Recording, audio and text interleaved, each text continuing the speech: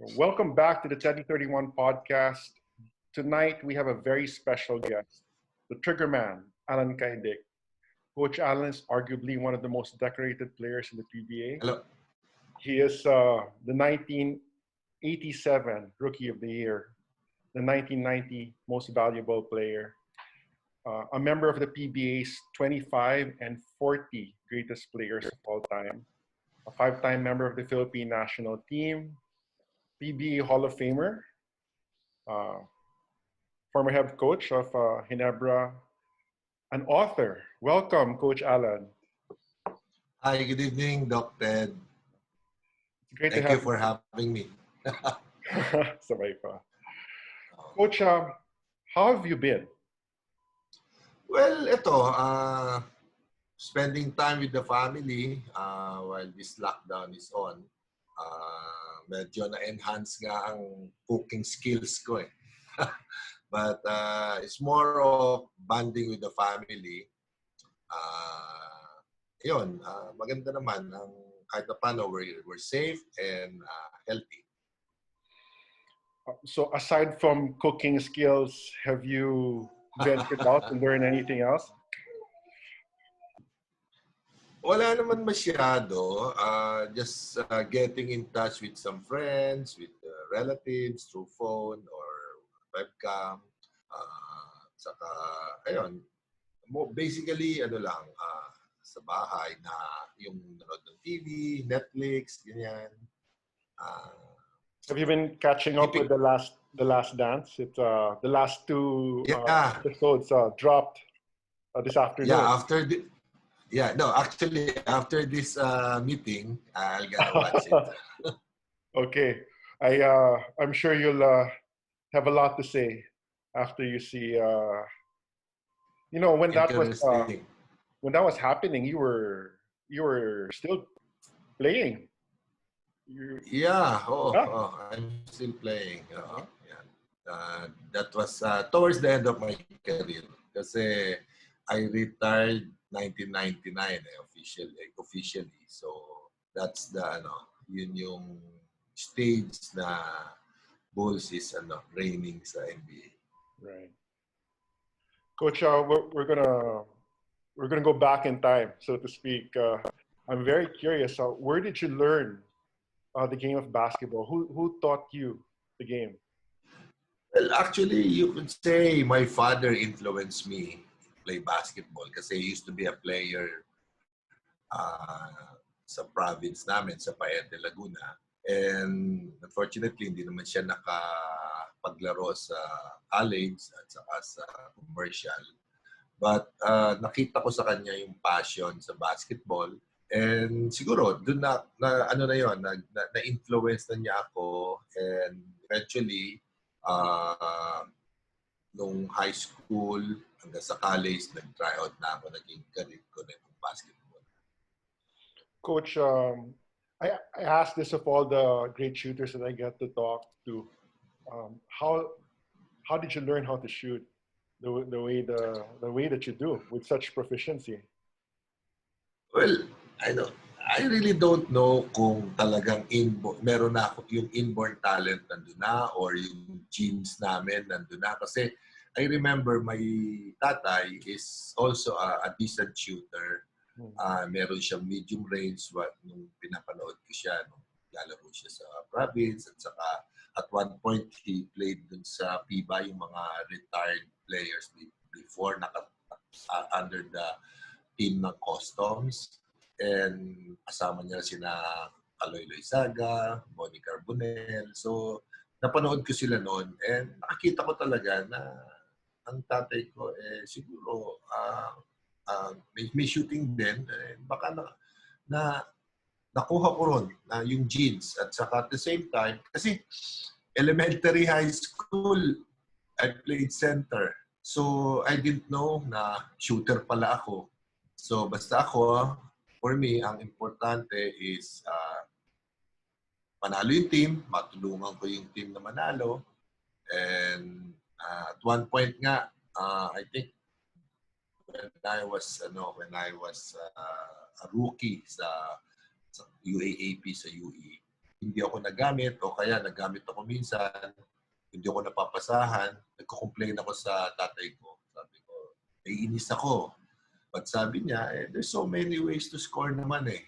Hindi lang kailangan nasa yung bola, you have to find your ways. Kasi nga, I played center nung mga few years, nung early years ko eh. So, tinuruan niya ako ng mga positioning, flashing to the ball, o kaya offensive rebound, ganyan. Tapos yung post, marunong din ako. And yun nga, nung mag-college na ako, doon ko pinag-aralan yung facing the basket na mga medium range shot. Kasi wala pa naman 3-point shot noon eh. 1984 siya nang na-introduce. So, slowly, nag-practice mabuti, nag-focus, and ayun nga, hanggang sa nakilala na ako na shooter. But I guess siguro, andun din yung mentality ko ng pagka-scorer. Siguro that's one thing na nakapag angat sa sa status in terms of yung performance ko naging consistent kasi nga I see to it na talagang makakontribute ako sa team, kasi nakapasok sa mind ko, that's my role eh. You're a scorer, you're a shooter, if you're open, you take the shot, your teammates will set you up, the point guard will give you the nice pass, tapos yung mga big man niya will set a pick for you. So, parang don't let them down. Parang yun yung mentality ko nung naglalaro ako sa college, sa UE na every time I go in sa game, kailangan prepared ako na talagang that this is my role eh. Kasi kung hindi ko isi-shoot yun o hindi ako makaka-score ng points, I'm useless inside the court. Parang gano'n. A lot has been spoken about your shooting, but you're one of the players that I know that's been able to mix it up inside with a good post game as well. What was your favorite go-to move in the post? After a switch and you end up in the block. It depends on the defense. Sometimes they're overplaying his right side. But I normally post on if you're facing the basket, on the right side of the post. So I'm lefty, so it's towards the middle every time.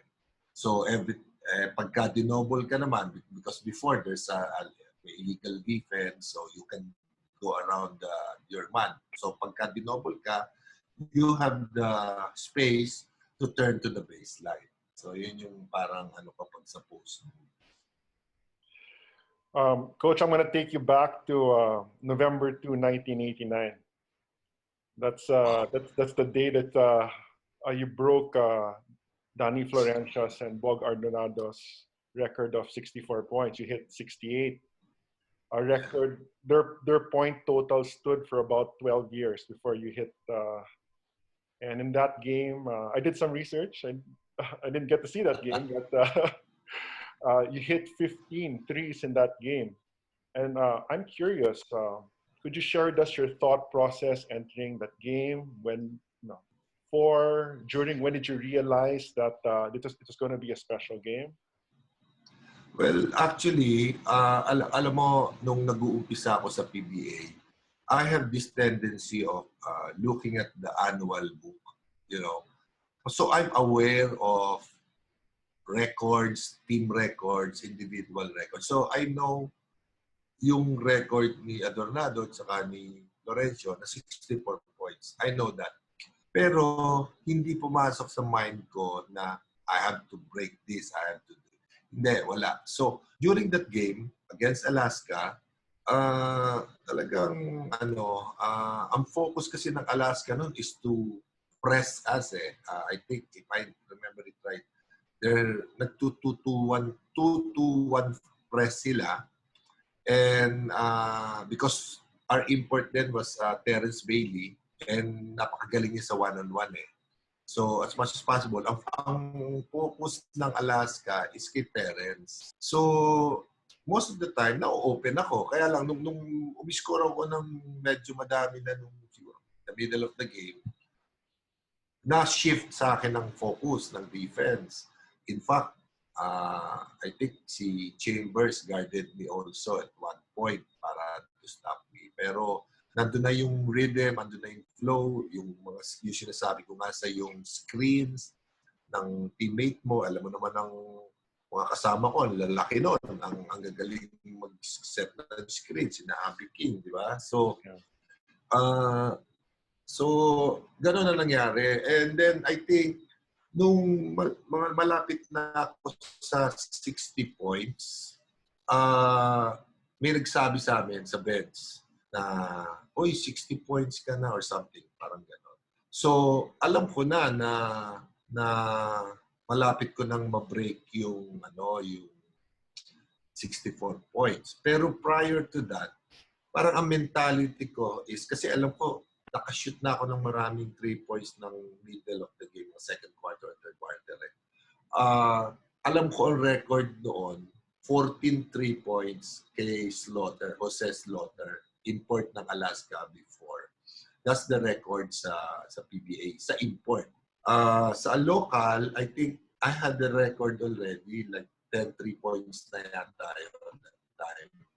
So parang ang goal ko, yung personal goal ko is to beat the 14 3 points of Slaughter. Parang, kasi gano'n ako every time there's a game o kaya a tournament o itong season na to, I set a goal. Since alam ko naman yung ibang that's lang yon, sa sarili ko lang yon na I'm not bragging it na, uy, pagre-record ako, give me the ball. It's not like that.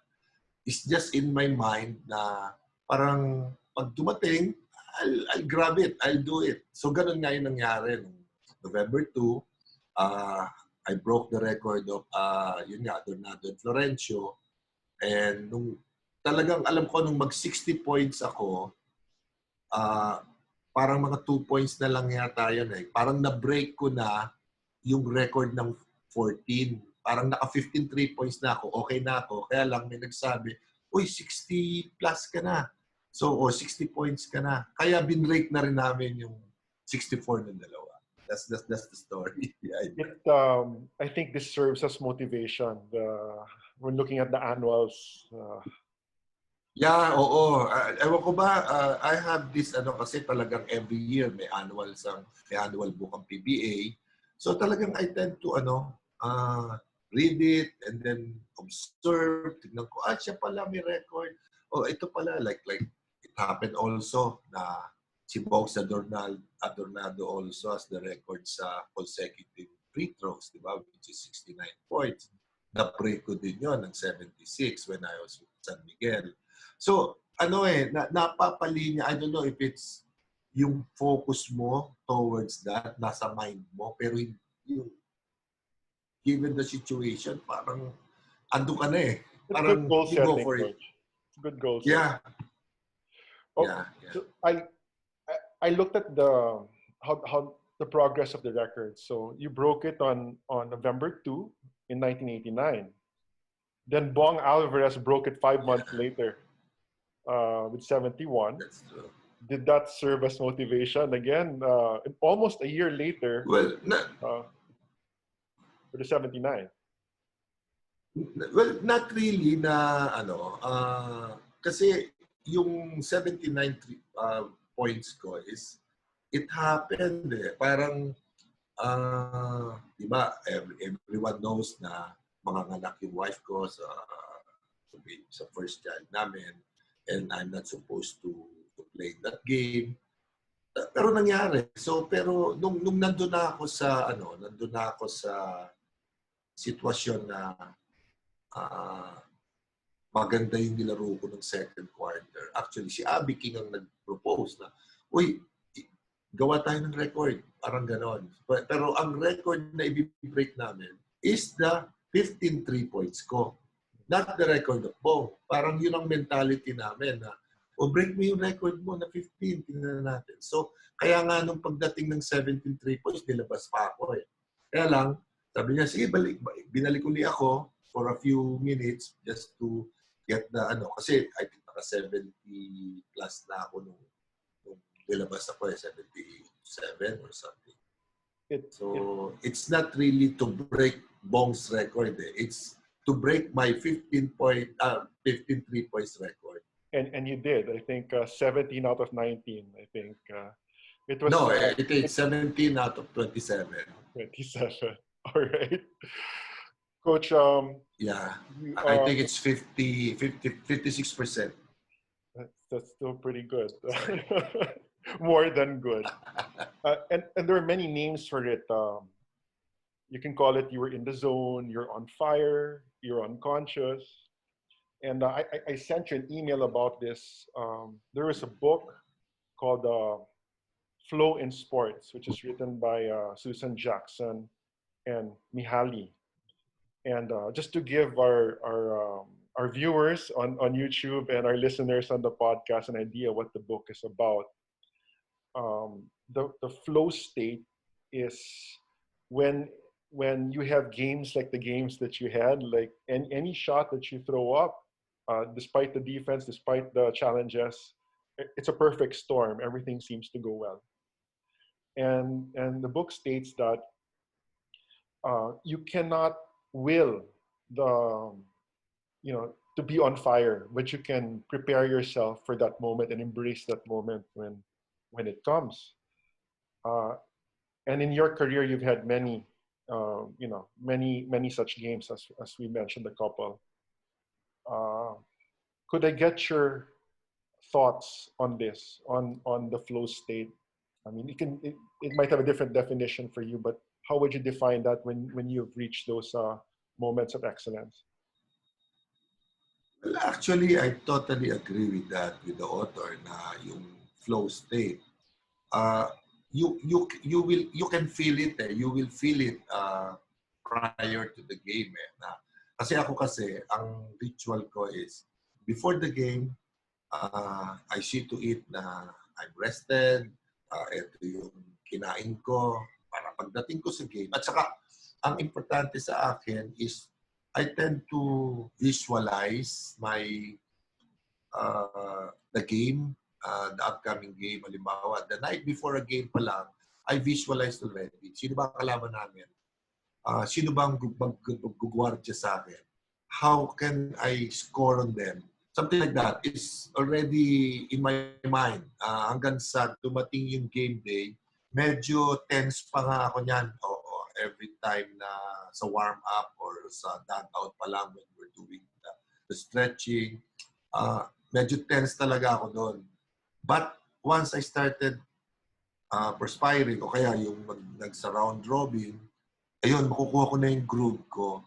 And then, yun nga, yung flow, it just let it flow eh. Para sa akin, parang It just happened.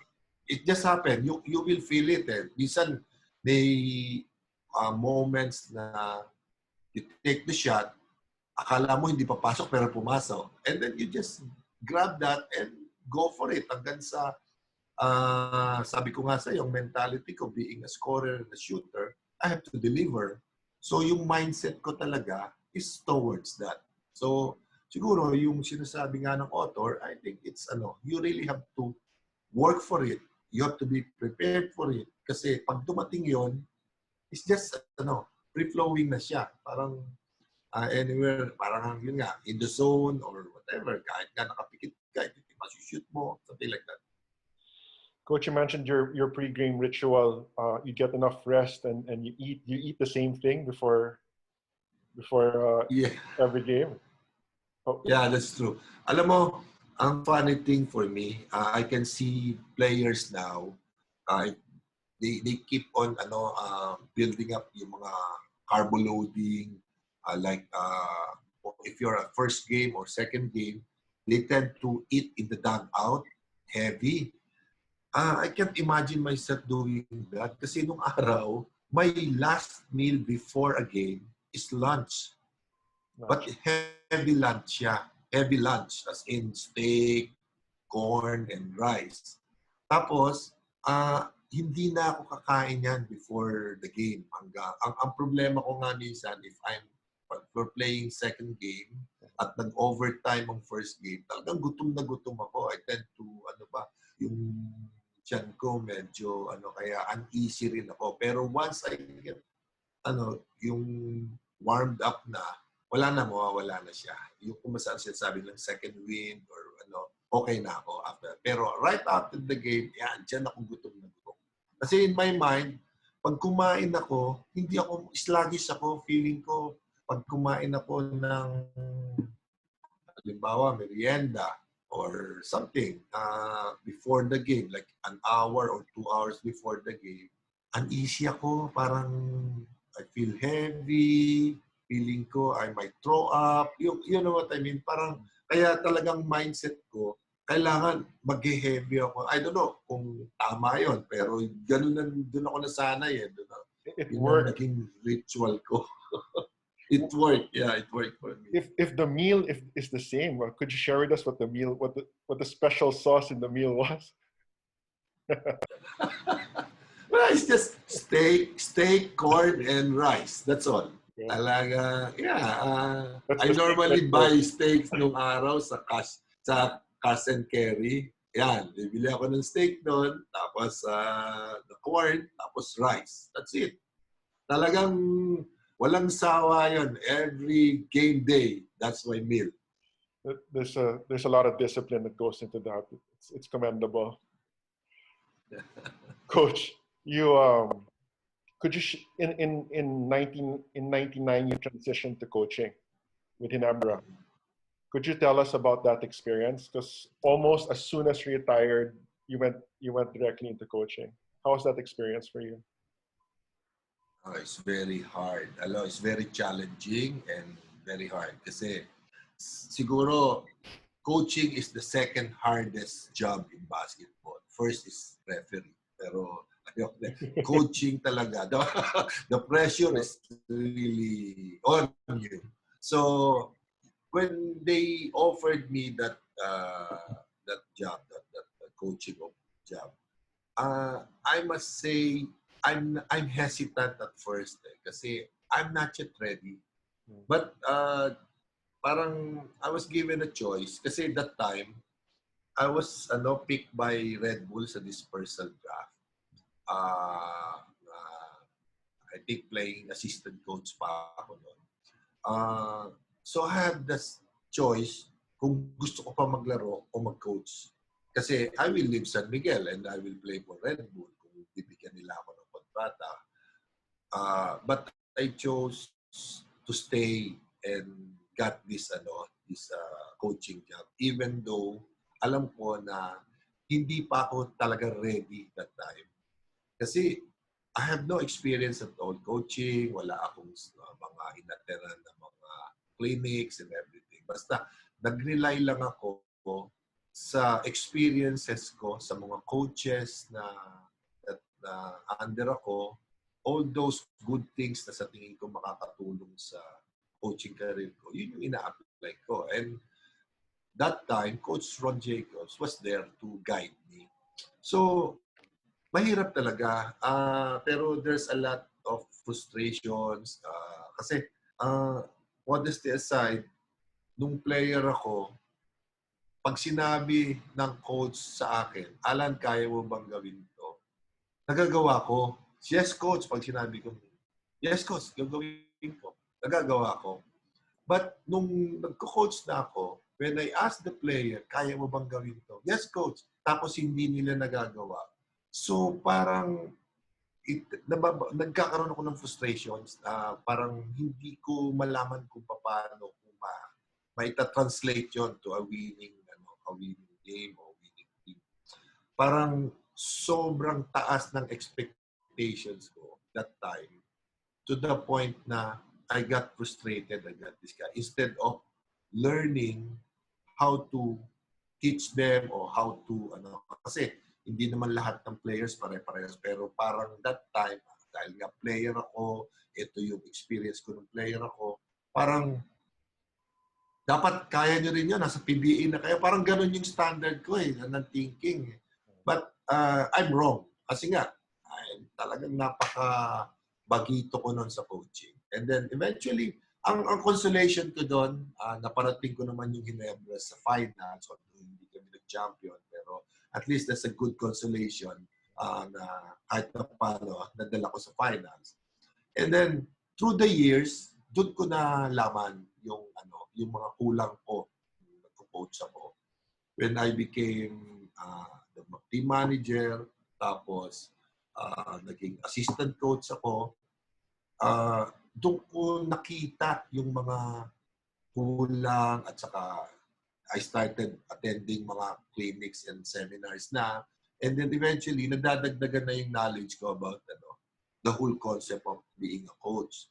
Ano yung mga kulang, ito yung mga dapat mong ginawa, and so on and so forth. So, through the years, na-build ko yun. Nagkaroon na ako ng foundation with regards to that. But it's very hard. Talagang expectation is really high. Plus the fact na Ginebra pa yung hinahawakan mong team. The most popular team. So, the expectation is really high. Yeah. So, talagang I went through a lot. But it's a learning experience for me. You mentioned coaching clinics. I have a story to share with you. Before LaSalle, we actually met each other one time before that. I was your seatmate during the Tex Winter coaching clinic. Really? Yes. Oh. Yeah. So that's Coach, could you tagal na nun. That was yeah. Well, it's been a while. Could you share you spent a lot of time with Coach Ron Jacobs. Could you share does a story come to mind during your time with him that you can share with us? Si Coach Ron kasi is like a second father to us. No? Talagang he put in us the dedication at saka yung discipline. Very disciplined coach yan. Parang na-instill niya sa akin yung how he do it sa yung mga sa career niya. No? Parang ina-translate niya sa akin, gina-guide niya kami. And it's too bad, noong 2002 nga, nagkaroon siya ng accident or nagkaroon na stroke siya. Kaya na-abrupt yung guidance niya sa akin that time. Kasi those were the days na yung sinasabi ko yung transition ko. Kasi it's like 2001 when we entered the finals. Pagdating ng 2002, we nagkaroon ng stroke. Tapos yung 2003 or 4, doon nagkaroon ng changes sa Ginebra. So I was kicked upstairs to be the team manager. And then eventually, naging assistant coach ako for how many years. So, marami ako natutunan kay Coach Ron. The X and O's of basketball, very scientific.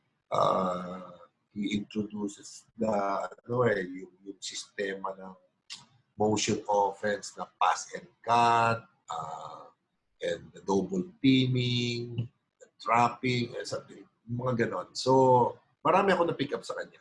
Kaya lang, it's too bad. Medyo, he passed away already. It's unfortunate na nangyari sa kanya. Coach, we're going to go down memory lane again. And the date is August 27, 2010. That's the day of the NBA Asia Challenge in Araneta. Oh, okay. And you're part of if I remember correctly, the red team. Yeah. You're part of the red team, and your teammates were, I think, Gary Payton and Glenn Rice. And on the other squad, Richie Mitch Richmond. Yeah, Mitch Richmond and Chris Webber. You played more than well in 24 minutes during that game. I was actually in attendance also in that game. It was very impressive. What is your memory of that game? Well, it's a fun game. Great experience for me, showcasing the talent ng mga Pilipino to the NBA vets. But it's more of enjoying the game. It's just so happened na I kept on hitting the trees. So talagang binigay nila sa akin ng binigay yung bola, and they even enjoyed seeing it na even Richie Pram asked for my signature sa jersey niya, something like that. If I remember. You just hit the three. So talagang you just hit the three. He's yeah. Marker to you. He signed before heading down court. I remember that. Yeah. So talagang it's for the fans. At the same time, we're enjoying it kasi we're playing alongside with these guys. At saka nakikita mo na nag-enjoy din sila sa atin. Yung experience nila here in the Philippines, masaya. So more than the result, more than the record, it's the camaraderie na naging close kayo sa dugout ka, naglulukuhan kami, parang very close talaga kami lahat. So, yun yung mas cherish ko dyan, yung experience na yun. Kaya nga, after so many years, bumalik si Glenn Rice dito, di ba? Parang karoon kami ng reconnection and kumustahan and nakakatuwa. It's really fun. Coach, you've represented the Philippines in a number of international competitions. Could you share with us a story, maybe a couple of stories that stand out during your time with the national team? Naku, madami akong istorya. I've been in the national team for, sabihin mo lang, 20 years. Yeah. So, maraming istorya. Merong off the record, merong pwedeng i-share. So, siguro, one story siguro na pwede kong i-share is about the 1998 Asian Games. That's memorable for me because that was my last year na nag-represent ako sa Philippine team as a player. Parang naabutan ko, kasi during the span ng 20 years na yon, yung last year kong yon, dun lang ako nagkaroon ng chance to travel with the team and compete yung sa isang tournament sa US. It's like a US tour. Sa Midwest, no? So, the first time kong na-experience yun, din mo, ang tagal kong naging national player, pero first time kaming nakapag ng ganun katagal na parang 17 days or 15 days, we played like 12 games, something like that. Kasi talagang very tiring. Kasi the first week, we went to the USBA camp in Eugene, Oregon. We trained there for 5 days. Talagang naka-quarters kami doon. Tapos doon kami nagpa-practice. Tapos may allocated food na doon. Tapos may mga speakers ng mga coaches. And then after that, travel na kami. Different state. I think we played some teams sa Big Ten. Big 12, sorry. Anyways, so yun, ganun yung naging alis kami ng umaga, sakay kami sa bus, travel kami ng mga 2 to 3 hanggang 4 hours. Along the way, pag may nakitang outlet, kukonvince namin si Coach Tim na doon na kami mag-lunch or mag-merienda. Yes, alam mo naman, syempre, parang pag nakakita ka ng outlet, you want to go shopping. Parang yun yung mentality minsan ng mga players para mag-enjoy. Tapos, sige, papayagan kami ni Coach. Sige, come back at the bus at 1 o'clock. Isa-isa na kami mabalik, tapos biyahe na kami. And then that afternoon, that late afternoon or early evening, we will play a game. Kung saan kami punta ba, sa Arkansas, University of Arkansas. Kami doon, lalaro. Then the following day, biyahe na naman kami. Punta naman kami halimbawa ng Oklahoma. And then, we will play again that night. And so on and so forth. Ganun yung naging And nung towards the end na nung trip, nung tour namin, na-realize namin, yung bus namin, punong-puno na ng mga gamit. Talagang as in, wala ka nang madadaanan kasi every stop, sa shopping kami, naglagay sa bus.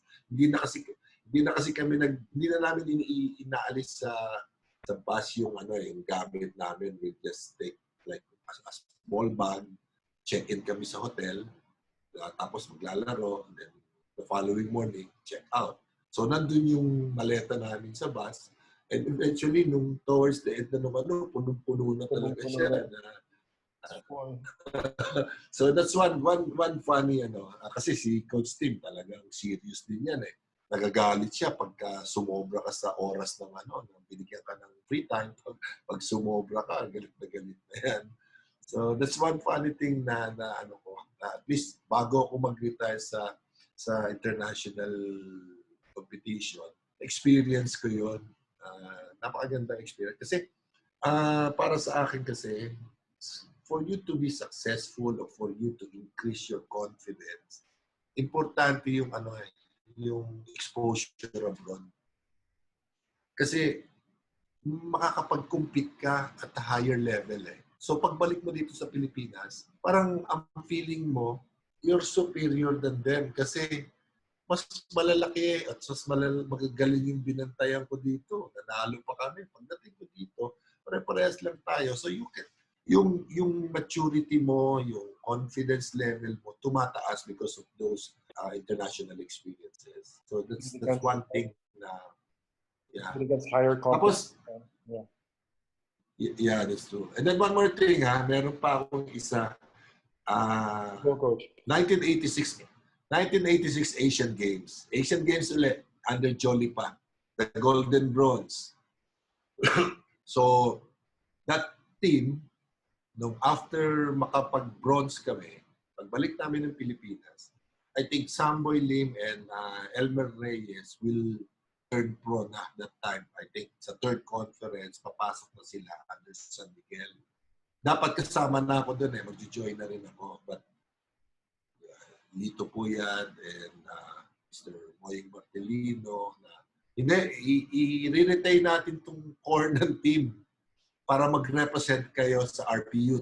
Kasi that time, 1986, December, the Philippines is the host or was the host na sa Asian Youth.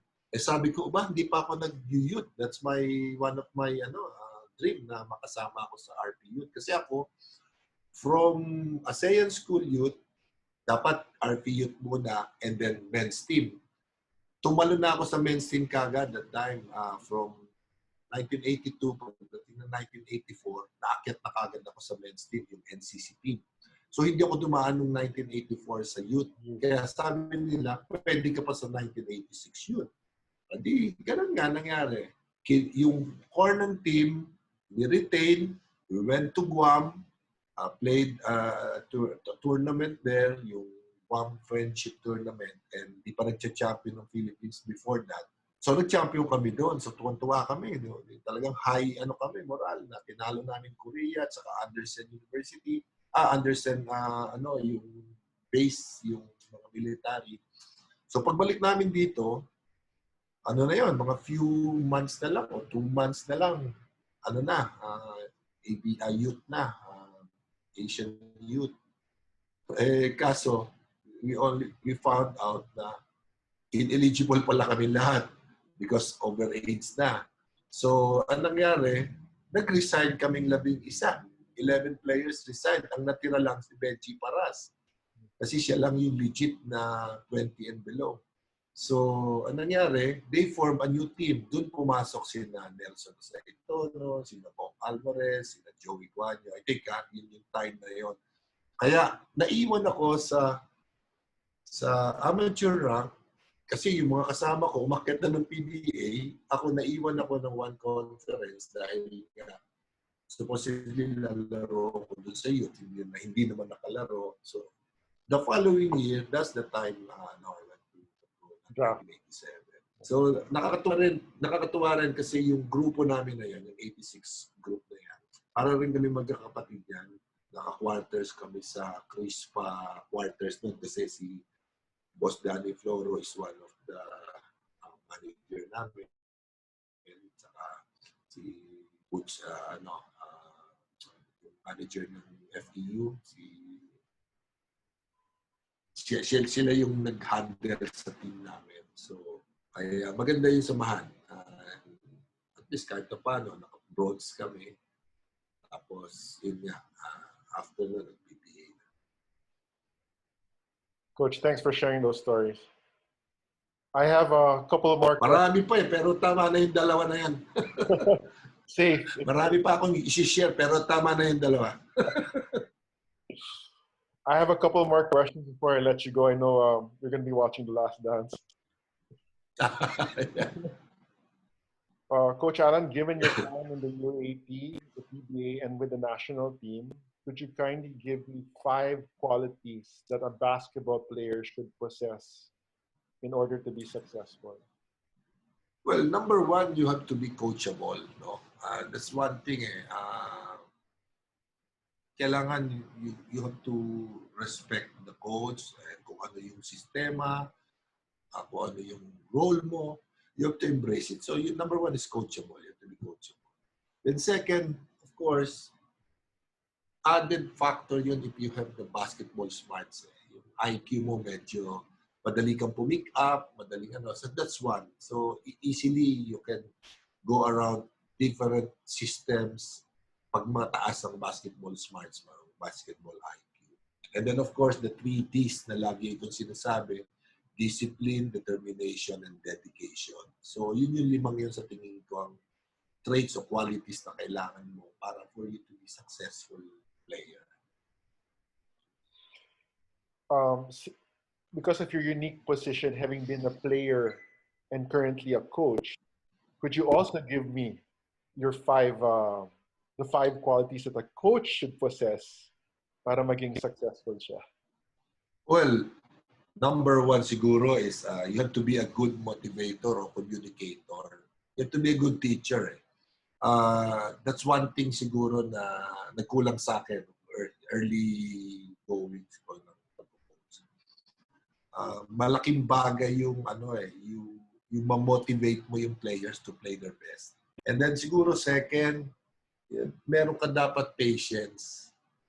Kasi maaaring for you it's easy, but sa isang player ang hirap. So you really need to teach him para maka-adapt siya doon sa sistema o sa gusto mong ipagawa. So that's one good thing. And then third siguro, you have to be a good listener also. Parang you listen to the players, kung may problema, kung ano yung dapat adjustment, you listen to your assistant coaches.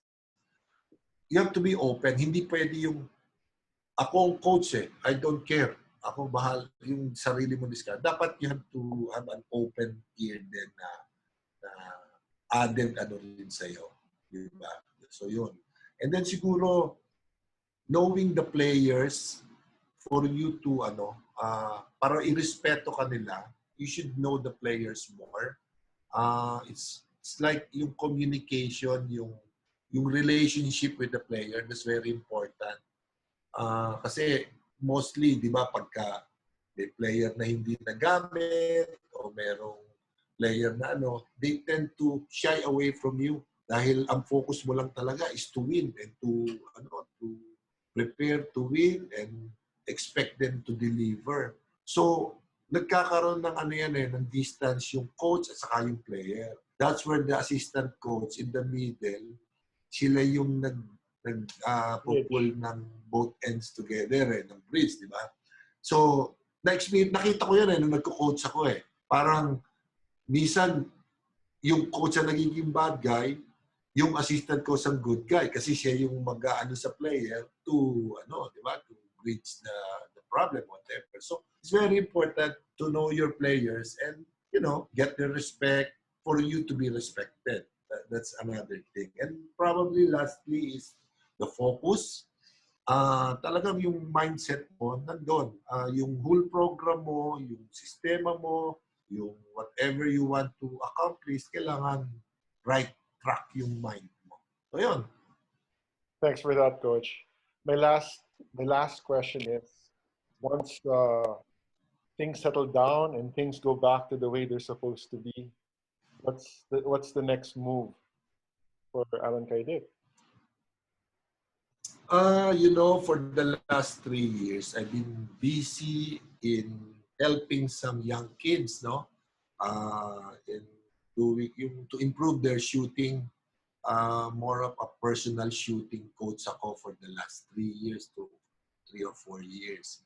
Alam mo, when I'm doing that, nakita ko yung parang may mga players akong nakita na talagang they really need guidance for them to succeed, for them to magagaling na, pero konting push pa, talagang umaangat sila. So nakita ko doon, it's an enlightenment on my part na baka mas makatulong pa ako in some other ways. Like, number one, siguro, kung makakabalik ako sa mainstream sa basketball, sa PBA, why not?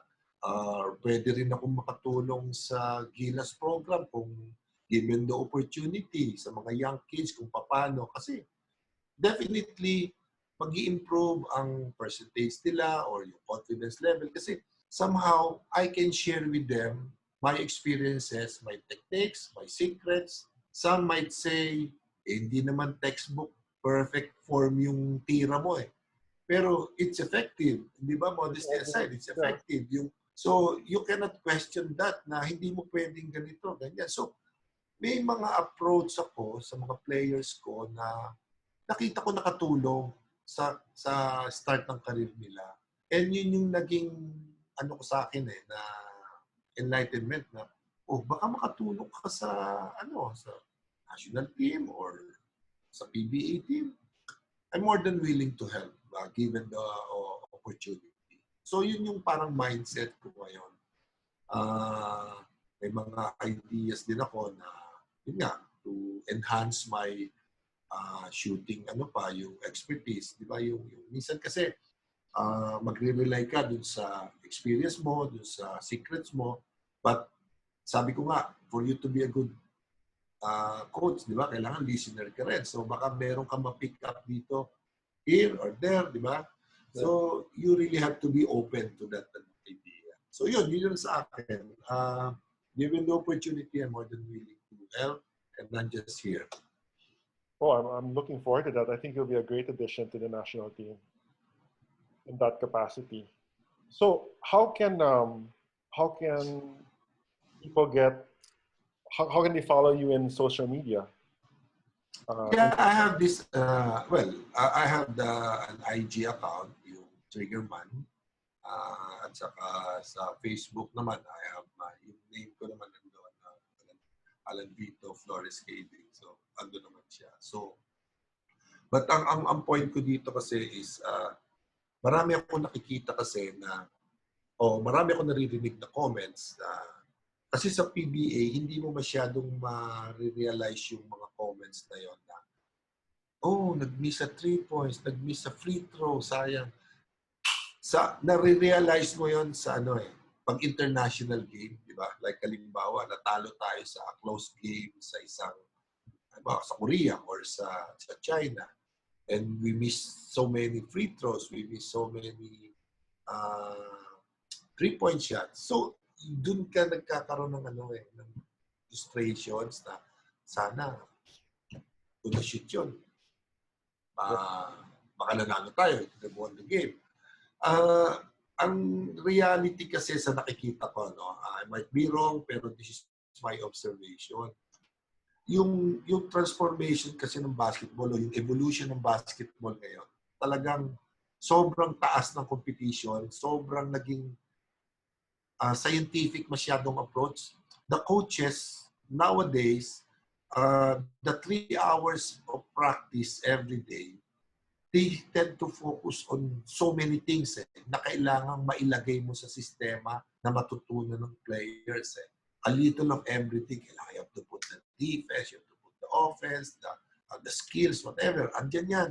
And nakakaligtaan yung sabi, may nagtanong nga sa akin before, yung shooting parang lost art na Oo. So parang bakit? Kasi may mga tendency na kinakapos na sa oras dun sa regular practice time ng isang team, yung shooting. Kasi pag ang shooting is muscle memory, you have to more shots, more opportunity for you to increase your percentage, di ba? Repetition is very important. So, kung mag-spend ka ng 30 minutes o 1 hour for those players, mauubos yung time mo. If you're the coach, mauubos yung time mo to teach the defensive philosophy, the system, sa offense, something like that. So, ang nangyayari, pinababayaan na yun sa sa player on your own. And most players nowadays, nakikita ko, sorry but they tend to parang feel complacent already, especially during the PBA na shooter na ako nakashoot na ako ng 100 shots, okay na yan. There's so many things na gagawin pa ako. Para sa akin kasi, huwag kang makontento sa mga na-achieve mo. Don't be contented to do sa mga, you keep on aiming high, set a goal, and who knows, baka by that time, ma-break mo yung record nito or what, or you help the team win a championship, something like that. Parang dapat yung mindset ng players, especially yung mga nasa PBA na, huwag sila makontento ng keep on, kasi ako, I'm 56, turning 57. Kung gusto ko nga makapaglaro pa sa PBA, maglalaro ako But hanggang ilan lang naman yung span ng natin, ng career natin. Diba? So, para sa akin, yung mga players ngayon sa PBA, they have to squeeze whatever they can squeeze there. Push themselves para makapag-produce sila ng mas magandang outcome. So yun yung parang overall analysis ko dyan sa they have to set their goals higher, their expectations. Yes. Yeah. That's right. Coach, would you like to give a parting message to all of your fans who watch us on YouTube and on the podcast? Hello everyone. Una sa lahat, thank you for having me here, Doc Ted. It's been a while na kita tayo, and it's nice to catch up with you here sa Zoom. And to all the fans na basketball as a whole, alam ko talagang minsan napofrustrate tayo sa mga sitwasyon na nangyayari about the national team or the PBA or whatever. Basta lang tayo, let's keep supporting the team, lalo na itong Gilas program ng Gilas team. Kasi I believe na kahit sinong mailagay na coach yan, international o local, foreign coach or local coach, let's support them. And in whatever way we can, And hoping na mas maging maganda pa ang natin ngayon, itong COVID-19 at pandemic, matapos na para we can go back to normal. And I hope everyone will be safe and healthy. And yun lang, hopefully na ibalik na sa new normal. That's all. Coach Allan, thank you so much again for spending the evening with us and sharing your thoughts and your knowledge. Thank you so much, Doc Ted. It's a pleasure to have you here. In person after things go back to normal, Coach. I know. Yeah. Thank you. Thank you and good night.